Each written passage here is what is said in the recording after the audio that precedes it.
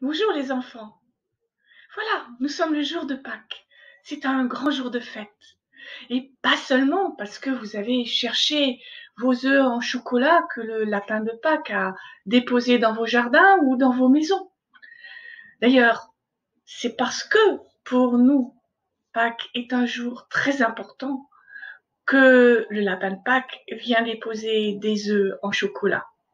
Des œufs parce que, vous savez, un œuf, un vrai, bien, si on le laisse sous la poule et qu'on le mange pas, ça devient un poussin. Donc c'est le signe d'une nouvelle vie qui va commencer quelques jours plus tard. Et puis en chocolat, parce que le chocolat, ça fait plaisir. Alors voilà, tout ça, vous l'avez grâce à un événement extraordinaire qui s'est passé il y a très longtemps. Oui, Jésus est mort sur une croix, il a été mis dans son tombeau, et puis il y a eu un jour où rien ne s'est passé parce que c'est le jour du sabbat, on ne peut rien faire ce jour-là. Mais le lendemain, très tôt, des femmes parmi ses amies sont allées au tombeau. Elles avaient envie d'être près de lui, elles avaient aussi envie de lui donner quelque chose, leur présence et aussi ce qu'on fait d'habitude aux morts dans le pays, c'est-à-dire lui apporter des parfums et des aromates.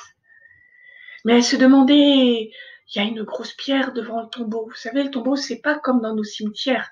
C'est comme une grotte creusée dans la roche et devant on a mis une énorme pierre. Comment on va rouler cette pierre? Elle est beaucoup trop lourde pour nous. Et quand elles sont arrivées, surprise, incroyable, la pierre était roulée et le tombeau était vide. Et puis elles ont vu un messager de Dieu qui leur a dit, n'ayez pas peur, il n'est plus là, il est vivant et vous allez le rencontrer. Allez apporter cette magnifique nouvelle. Elles l'ont rencontré. Elles ont apporté la magnifique nouvelle. Cette nouvelle qui s'est transmise de personne à personne jusqu'à ce que la foi en Jésus, la foi en Dieu, au Dieu de Jésus, au Père de Jésus, soit partout, partout dans l'Empire romain.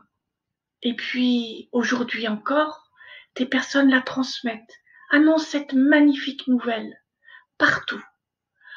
Parmi leurs proches, vos parents vous en parlent et vous en parlez entre vous. Parmi aussi d'autres. Et cette extraordinaire nouvelle continue d'être annoncée à des gens qui n'ont jamais entendu parler de Jésus. Et cette extraordinairement merveilleuse nouvelle, eh bien, elle change leur vie.